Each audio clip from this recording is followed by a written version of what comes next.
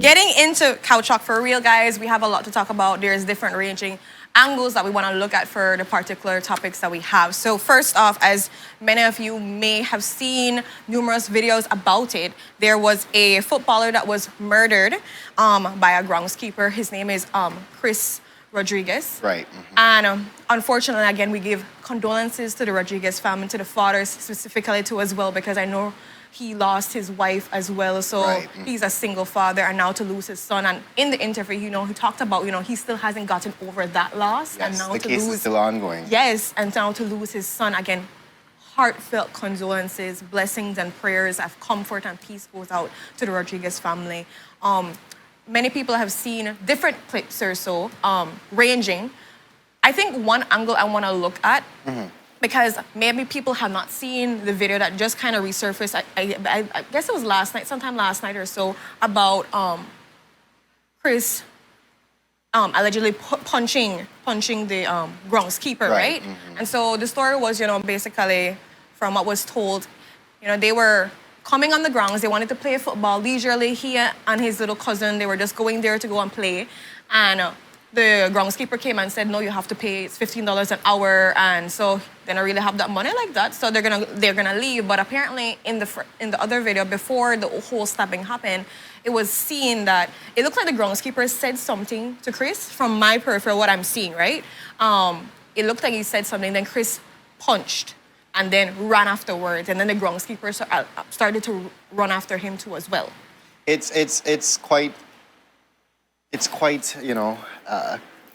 I'm struggling with it, because in no way, and we were discussing it this morning, that there's no way that a stab, a knife, the use of a knife equates to a punch. And that is my thing. And when the story first broke out, it was said that the groundskeeper was the one who started the whole conflict, right? And from there, somewhere in the scuffle, Mr. Rodriguez was stabbed. But here we have another angle showing the first punch being thrown by Mr. Rodriguez. Yes. But still, it does not equate to a knife stab. This is what I'm saying. So, a punch, okay, I get it. I get it that this little boy came in. Can't self-defense on that. No, and this is what you remember. I think we were talking about this, remember? Right. Like, you can't ball self-defense because, one, it's not like he's continuously punching you. He did one punch and he ran. And I'm not justifying violence in any kind of way of like, you should just let people punch you. But at the same time too as well, if somebody's just punching you, why pull out a knife now to stop? Because we know where knife equate to penetration, which can lead to death or at least a serious injury, right? Am I right or am I really right? So my thing is just trying to understand, how this little boy, I'm not saying it just, but punched you, and I don't know if it's an ego thing, because some men, there was somebody around with him too as well. When he got punched, it wasn't just him there. So maybe, when somebody say how to get punched, you're like, oh, I have to defend myself, I have to do this thing. I'm not sure, but I'm just saying like that, to be able to run after this child, because I'm gonna run, and never just like, oh, I'm gonna continuous back-to-back for it. He ran from there and he ran after him. It's not only the fact that you're running after the person, but you are the security guard, you're the groundskeeper. You have an authority over that person using the field. Why are you using a knife to inflict it and then chase after the person? I mean, the boy gonna play football. He's on the World FC St. Ignacio Kayjah team, and yes, there's a new fee implemented. You mean to tell me you stopped this little boy for $15 on a punch? That's the thing. And so you have that power. You know what could have been done? I'm just saying, the odds are you could have gone and said, okay, this young man punched me. I'll report you to your coach. I'll report you to whatever it is. Exactly. And maybe you get like suspension for 2 weeks or something along the way. But there's other ways to hurt somebody other than physically. There's other ways to punish people. And obviously, I don't know if he never get a memo or what happened there, but that I don't. And then moving right from that same topic, but in the same topic, if that makes sense, is the fee. Mm-hmm. This fee has recently been given. I'm sure it's showing just now there on the screen about the fee. It's $15 an hour. And then finding out later that the minister said that this was only actually for teens and that the young man, Chris, and his cousin did not have to pay this fee. So you mean to tell me Chris lost his life off a fee that he didn't even need to pay? And how are we not communicating these rules properly, especially when we just get in our rules like, okay, why are we not, especially to the groundskeeper that has to be able to, you know, but like implement the authority, implement the standards. He's supposed to know every single thing. So now you to give this young man, what, wrong information or he doesn't know? This story just exploded because we hear from the mayor and a councillor as well that they've been trying to reach the National Sports Council in order to discuss these fees. They've grown up in Kayjah. It's the first time then they bring one fee in it. There's some lights, there's some things under the work. I understand some of the fees, but guess what, Renata? Just like a lot of people have been crying about, have been bawling about, making a fuss about the educational aspect of it, informing the public about what is to come. Especially when it comes to, I feel like when it comes to money... Nobody know about their fees? Exactly, so the first time I hear about it. And so my thing is, all right, you want a fee, time's done hard. Bad now, and now you have this fee. Even the coach for the team was talking about, you know, it's been a struggle for them to get the funds together. Sometimes they have to take it out of pocket. They have to raise funds to do this because it's not $15 a day, you know. It's $15 an hour. And I'm not sure if anybody has done athletics and understand an hour and nothing when you're training. It's nothing. You do at least 3 hours. And what, $45 already? For that just one day? And you know, the thing is, though, just another perspective, because we're just throwing out perspectives here, people. Like, you have a teenager going to a field to do something productive, and they charge them $15 an hour for do something productive. Well, they said to the teenagers now, that's all. I want to be charged for doing something productive. And that's the thing. He was killed doing something trying to do something he loved. Like, and then also, I don't remember who said this exact comment, but it was several interviews that we watched where it was, okay, you never know about the fee that is like for here or whatever. You never had your ticket. Just give me the leeway. You know what, young man? On a day already, next time, on a make sure to bring on $15 next time or whatever it is. I will give you a leave pass this time because nobody made it use the field. Nobody may really use the field. So, like, why couldn't you just get that leeway? It's sports. It's a way of expression. It's a way of trying to release whatever tension you're having. Another way that this could have gone about, if you're trying to implement the fields, just before the entrance, here you go. Here's a sign. Bam. In order to use the field, whatever. These are the fees that you need to charge. But nothing the other day. The young men, then they play their football, as they usually do. And then this for erupt man, no man. Somebody said that PG that $50 per hour and this is the thing. Complex. Oh, we're trying to promote sports, and then we're charging for these things, but that should be at least it should be. And even the council was saying, you know, this is a field that everybody uses, a public place. Why is it being charged for $15 an hour? No, guys, to me that's still bad. You know, $15 an hour because it adds up. People are like, oh, that does $15. No, honey bun, that does $15. And so my thing is, we really need to see how we can address this. And it's so sad that an incident like this had to happen. Someone had to lose their life for us to see what's happening at these grounds and see how we can address the situation.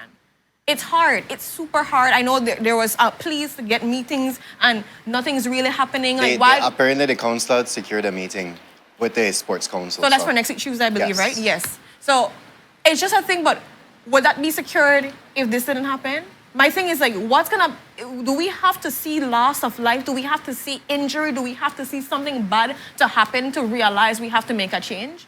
And that's super sad if that's how we have to go in our society to make things happen. Again, educate our public. People, whoever you, the authority, whether you're the city council, the town council, the GOB departments, GOB itself, educate the people they want to know. Because, yeah, what? If you do an extensive educational campaign about all of these things, so nobody could come back in the end and say, you know what, oh, well, I never know. Now, all of a sudden, you have one fee, 25th of April, it was implemented.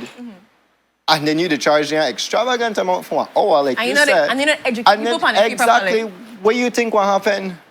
Of course, they're going through the fuss. Of course, they're going through the fight. Again, beautiful C word, consultation. Moving on to the next topic. And I just want to say, just quickly on that, hearing his friends talk about who he was as a person, if you guys have seen those interviews, obviously, even his father talked about Chris is not really a child that's supposed to. The child loves football.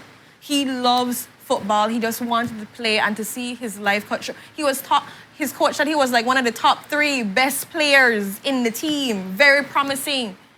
And to think these kind of things happen, it's just hard. Again, heartfelt condolences to all the friends, the family, the team, everyone that has been touched by Chris's life. It's so unfortunate that his life had to be cut short in this manner, doing something he loves. And again, now, for those out there, this is a call to attention. We need to do better when we communicate the fees and all these things that are happening in our country. We need to do better for our young people. So please, we need to get it together. We really need to get it together, because how much more other lives of young people have to be lost for us to fix things, to understand the need to fix things. So, yeah, moving on. Moving right along. I kind of crispy still, but we're going to Silk Caye, to be specific. Now, did the Silk Caye brigade break the law? That's another thing there. So if you have not been watching the news, there are residents from Placencia who are trying to save Silk Caye from just completely vanishing due to, and you guys discussed it yesterday, global warming. And so there was from the, I think it's the Southern, I forgot the association, that said that they were trying to work on it, but then here comes these people, all different people from all walks of life who depend on this island for their income. They're trying to save this island. However, did they receive the proper permits to go ahead and do this? This is in a protected area, right? So you definitely need permits to go about. So my whole thing about it is, yes, I understand while they're trying to protect their livelihood here, there's ways about going about it. However, what ways are quick enough to save something of this? Now, you know, when you go to government departments and things like that, you put in more requests and blah, blah, blah, it takes, you said the word yesterday, no months, no, you said it takes a long time, basically. The process just through the first page and what's for the first phase, Southern Environmental Association. Thank you very much, Kev. So what do you do in the interim? What do you do in that time that it takes for it to process? Wait, and then when you reach out to say, oh, we done gone, oh, we can't do We got 1 tree left. No. 1 tree left. How much trees was it? 4. 4 left. 4 left. Right. It used to be Out 18. Of 18. There we go. So, I mean, we're losing Silk Caye like that. However, on the flip side, no. I see them putting sandbags, Renata. Sandbags come in a what? Crocus bag. Crocus bag, the what? Plastic. What is that doing to the environment? And crocus bag, if you know, in a sun, they get wet, crocus bag disintegrate quick, fast, and hurry. Now they're saying something about biodegradable. I don't know what about crocus bag is biodegradable. I don't know. That could have a major impact on the environment. As is, you talk about microplastics already getting into our blood and when we breathe and what's not. What do you think will happen? You're selling it into the fish. We eat the fish. What? And there's a whole long ship from there.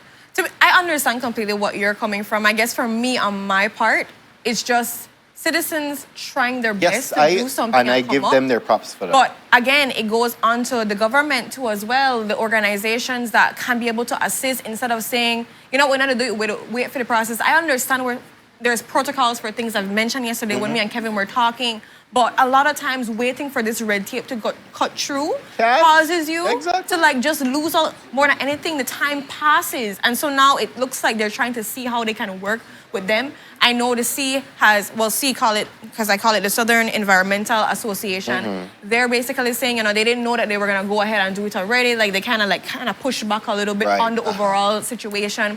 Regardless of that, I think right now you can see clearly concerned citizens because once you see people to cut off work to do something where they have to do for volunteers on something, you have to understand the importance that people see something as. And in their mind, they believe it's right every way of how they're doing this wall because it's at 135 feet right now for the first phase. And so their mind, they're telling themselves and they're working together to get this right. If it's supposed to be done better, done in a nice way, different way, correct me. Help me doing it instead of saying, you're supposed to do this X, Y, and Z and just like reel a person, but instead bring the equipment, bring the tools, send the help. And Let it's us a kinda matter work of together. urgency. It's a matter of Exactly. urgency. So my thing is just like, offer the help, man. We have so much criticisms and so forth, but instead, offer the help. We see people actually coming up and being environmentally conscious, trying to make a difference. We talk about it all the time. We have 1,000,001 climate change conversations till we get ready in our face. But we actually see people coming up, adults too, because not all the time you see young people to do it. Right. We see adults taking their good time to come and try to make a difference in their communities, seeing that they want this key to be for generations to come. I mean, Why can't we work together? Why we're can't we just losing it make quickly. something They're happen? taking a stance. I understand the Help them, process man. to what they Help were doing them. was wrong in the way of it happened, not getting proper approval, but also I understand too the frustration with processes. I understand too the I know need it all to, too well. you know I know what, it be all like, too well. I just need to do something because if I don't do something, nothing will happen. So again, I understand. I'm hoping that there's necessary help. Somebody here is saying if it was investors like foreigners, it would be no problem because money Ooh, talks. And that is so true. No, you know what? That is a whole next topic that, yeah. Ooh, Yeah. ooh. Yes. Calm down, Renata. All right, Yes, calm let's down. calm So down. let's move on to you said something so true, and I know I start on that because rant to Renata going off. So let's not do that. Let's not do that. Let's be nice, Renata. So moving right on, there was a press conference, if you would call it, I believe yesterday, where we had several UDP representatives talking about, the qualms of what is happening presently with the government. And as you know, crime is one of them that we always talk about. And there's always been that, I would say, push, that advocation, or if you want to call it, for the resignation of the Minister of New Growth Industries.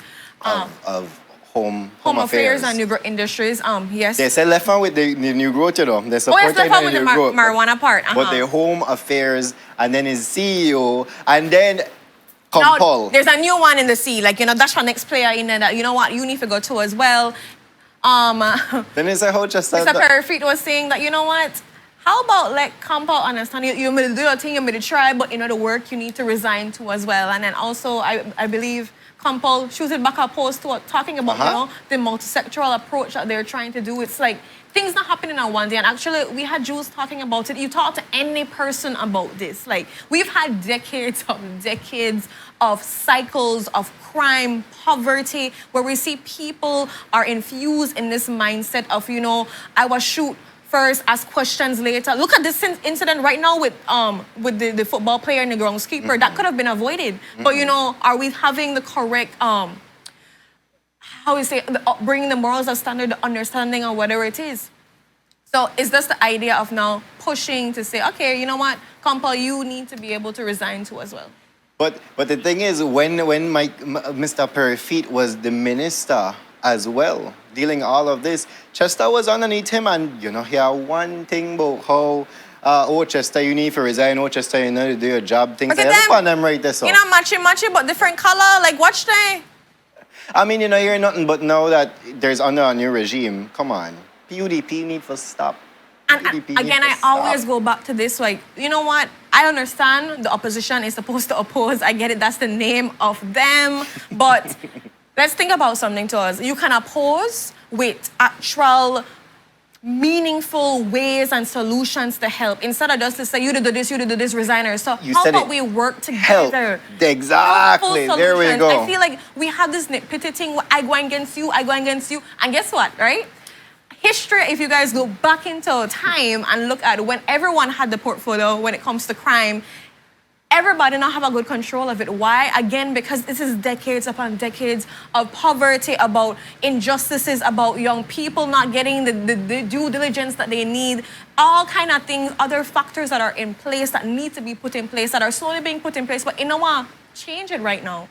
It will take time. It will take change of mentalities, change of behaviors, and those are years upon years, change in the family. And you know all what? Of that. If I'm just saying it this way, we all know that corruption is a thing here in Belize. If our younger people are seeing corruption so rampant here in Belize, where you think the young people they going go do?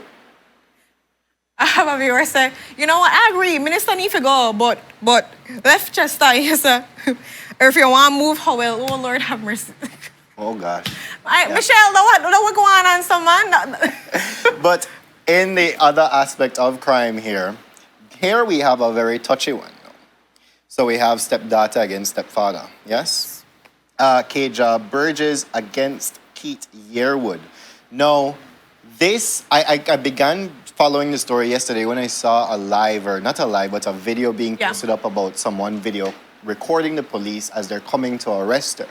And luckily, the police, they acted. You know, I They have to acted commend fairly, yes. the police. They were acting very fair towards the Yes. overall thing. There was no force. Yes. The gentleman, the women, they came out and like, Miss, we this is the protocol, this is the process that we just please just come with way. We They were need to try waiting on her causing to a get her problem. taxi, and then they wanted to go to the station. So they eventually did that. Kudos to the police there. Now, the story erupted even further. So there was the whole allegation that Burgess pulled a knife on Yearwood, and Yearwood pulled back one machete. So there's assault, there's all the different elements or crimes happening here, and then all of a sudden, a Facebook post bust up. They said they alleged from Burgess that there's been some sexual assaults happening from her age, from she was 10 up to now, and she said she has had enough. This is Burgess saying that she's had enough, and somehow along in the heated conversations there, so knife, whatever get pulled, her mother jumped in, basically protecting, right? That whole story erupted yesterday. And I mean, There were several layers and sides to look at it. There's always, in every story, there's always her side, his side, and then the actual truth. And so you can clearly see there's frustration coming from Burgess. Years and years. Years of frustration, because nobody, and I'll be honest, I know a lot of people like say, people just go on crazy. No, honey bun, I can tell you, nobody just wake up crazy. I'm so sorry, nobody wakes up and wants to chop somebody. Nobody wakes up. Well. No, Brandon, unless you have a mental health issue, There you go. then yes. There but you go. for the most part, again, that is from series. How do you get mental health issues too? Again, trauma. Series of trauma and unfortunate situations, circumstances cause you to lose your mental health. Because naturally, for the most part, unless you're born with a mental health condition, for the most part, and you're triggered, these things happen. So we have to also understand the situation at hand too as well. Right. What I have to commend our public for, because remember we were talking about this with the Alexis Rosado court case, right? How, the victim blaming, all these things. It changed now. So if you were seeing in the comments, a lot of people were saying, why are you going to be arresting the victim? And like, I saw a lot of people come to her defense. And I was just like, look at that. The change in how we address these situations. Now, again, all of these things are alleged. We have no proof of whatever it is happening. There's definitely going to be a court case for this. But at the same time, I can clearly see now people are seeing, let's not just attack. Could it be, Renata, and I just want to play the devil's advocate here. Could it be now, because you spoke about the Alexis Rosado thing, could it be now that we have two equals as opposed to a powerful person and then a subordinate? That people are now choosing the victim's side rather than the powerful And that's side. possible too as well, because remember when people look at authority, it's a different way in which you look at somebody that are both on the same equal playing field. So there's a lot to talk about when it comes to this situation here. Definitely, we don't have exact facts on stuff because the case is going to be definitely something ongoing. But what I do have to say, not knowing if it's true or not, Burgess said something super important, and again, I want to echo it. In her post, she was talking a lot about how she's talked to her mom several times about the touchings and, all of these flirtations and the whole asking to hang out and all these different things. And again, she pleaded to parents out there to listen to your children, especially when they speak up. Don't let their cries go unheard. And so again, I want to just talk to parents out there. We're living in a dark time right now where people would think that we love ones, we just love with children or love whatever it is. They do things that we couldn't even imagine. And never ever, and I have this thing where I never say, he could have never. I never put my head on the block for anybody because you don't know what people are necessarily trying to do sometimes. Right. And so it's super important to just be mindful and listen to our children, find the facts, find the evidence, ask the questions, create a safe environment, okay? And so, again, to all parents out there, it's a hard job that you have. Again, kudos to you for trying your best out there. But again, just if you can, talk to your children and try to be there for your children above all else. And with that, Renata, we've come to the end of our couch talk.